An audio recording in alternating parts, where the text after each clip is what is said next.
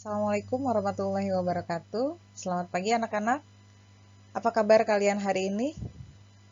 Ya, alhamdulillah baik ya. Semoga kalian tetap semangat, selalu sehat dan bahagia. Ya.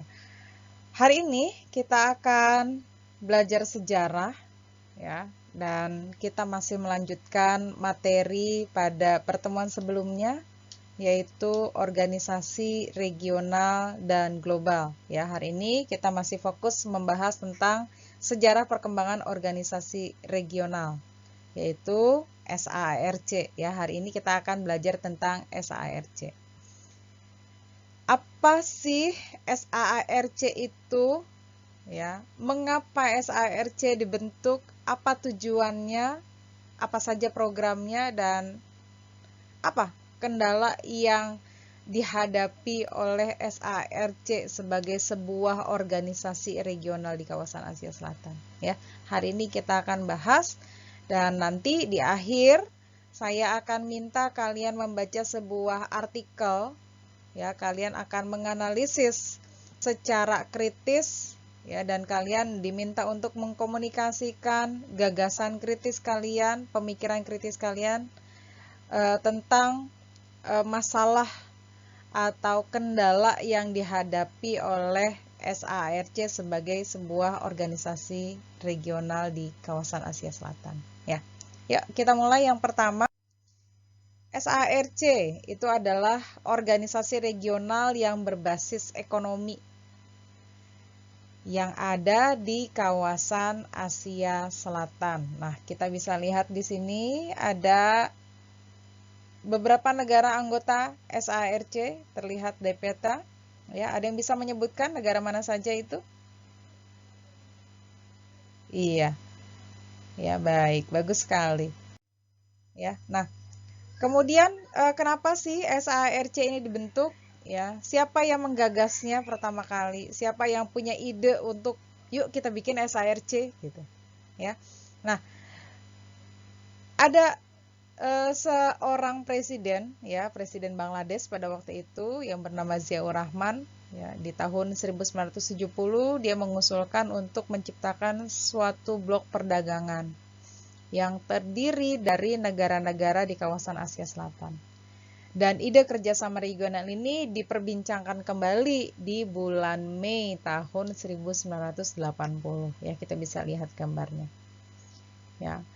Supaya lebih terarah, maka di bulan Agustus tahun 1981 para menteri luar negeri dari 7 negara ini bertemu untuk pertama kalinya di Kolombo ya. Jadi awalnya itu adalah kepala negaranya, kemudian berikutnya adalah para menteri luar negeri yang berkumpul. Nah, akhirnya di tahun 1983 dibuatlah sebuah deklarasi SARC dan disetujui oleh para menteri luar negeri Asia Selatan ya, maka terbentuklah SARC. Apa sih yang jadi tujuan SARC? Ya, kita tahu bahwa SARC adalah sebuah organisasi regional yang berbasis atau yang berlandaskan ekonomi. Ya, dan kita tahu bahwa ekonomi bertujuan untuk kesejahteraan, untuk menciptakan masyarakat yang sejahtera.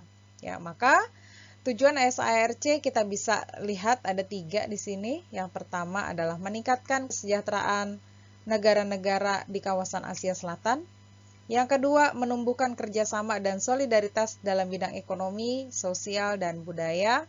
Yang ketiga, mempercepat pertumbuhan sosial dan ekonomi masyarakat di kawasan Asia Selatan. Jadi SARC fokusnya memang di ekonomi, tapi ada bidang lain juga yang jadi tujuan SARC, yaitu bidang sosial dan budaya.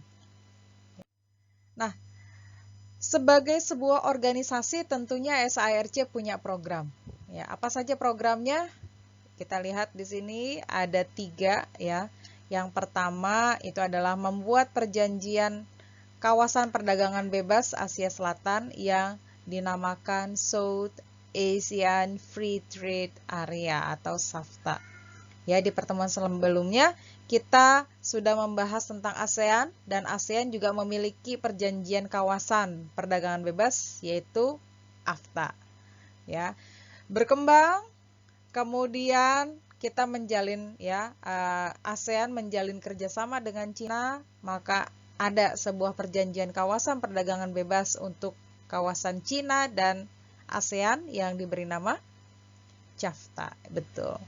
Ya, tuh program SARC yang pertama. Kemudian yang kedua adalah menjalin hubungan baik dengan organisasi-organisasi internasional. Ya, ini contohnya adalah organisasi yang ada di bawah naungan PBB.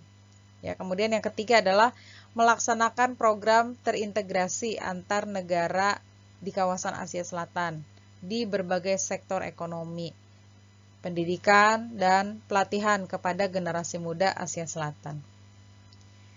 Nah, setelah ini ya kita akan menelaah masalah yang dihadapi oleh SARC. Nah, ketika pembentukannya di tahun 1983 ya, kita lihat bahwa ada masalah-masalah yang menyertai SARC. Ya, yang pertama itu adalah kemiskinan di Asia Selatan. Ya, kita bisa lihat ilustrasinya di sini. Kemudian perebutan wilayah Kashmir antara India dan Pakistan. Ya, jadi kalau kalian suka nonton film India, ya, film Bollywood yang latarnya, yang settingnya itu tempat yang indah-indah, yang bersih, yang penuh dengan bunga-bunga gitu ya, yang berupa pegunungan, itu adalah wilayah Kashmir. Ya. Iya, wilayah Kashmir. Nah, wilayah Kashmir ini menjadi perebutan antara India dan Pakistan, ya, karena kalau dilihat dari sejarahnya, ya, India dan Pakistan itu adalah dulunya sebuah negara, sebuah wilayah yang bersatu. Ya, tapi ketika India merdeka dari Inggris, ya, ada diskriminasi agama, ya, jadi yang lebih dominan itu adalah agama Hindu, sehingga orang-orang Islam itu tersisihkan, tersingkirkan. Maka orang-orang Islam yang ada di wilayah Pakistan itu, yang disebut sekarang Pakistan, itu akhirnya meminta untuk melepaskan diri. Ya, akhirnya Pakistan menjadi sebuah negara yang merdeka. Nah, ada satu wilayah nih, yaitu Kashmir, ya, oleh masyarakat India, oleh pemerintah India, Kashmir itu diklaim sebagai miliknya. Pakistan juga sama, tidak mau kalah. Dan ini terjadi bentrok fisik yang agak panjang, ya. Nah, nanti kalian diminta untuk menganalisis, ya, latar belakang, proses, dan bagaimana peran SARC mengatasi perebutan wilayah Kashmir antara India dan Pakistan ini. Kemudian masalah SARC yang berikutnya adalah tentang perdagangan anak di India. Meskipun tadi kita lihat di grafik bahwa masyarakat India, ya, negara India memiliki GDP yang tinggi, ya, tetapi masalah sosialnya ini luar biasa, ya, dan menjadi perhatian dunia, ya. Di India itu lumrah sekali ada eksploitasi anak, kita bisa lihat ilustrasinya di sini, ya. Dan perdagangan anak di India itu cukup tinggi. Nah, sebagai sebuah organisasi regional, nah, apa kiprahnya SARC untuk mengatasi masalah ini? Nah, kemudian yang berikutnya, gambar apa ini? Ya, wow, gitu ya. Nah, ini juga menjadi masalah SARC, ya. Terjadinya prostitusi di Bangladesh, dan ini menjadi pusat perhatian dunia juga, ya, karena tingkat prostitusi di Bangladesh ini tinggi. Ya, ini harus menjadi PR bagi SARC. Nah, bagaimana cara mengatasinya? Ya, nah, kenapa bisa terjadi? Apa yang melatar belakangi? Terus sejauh ini apa yang dilakukan oleh SARC untuk menekan angka prostitusi di Bangladesh? Ya.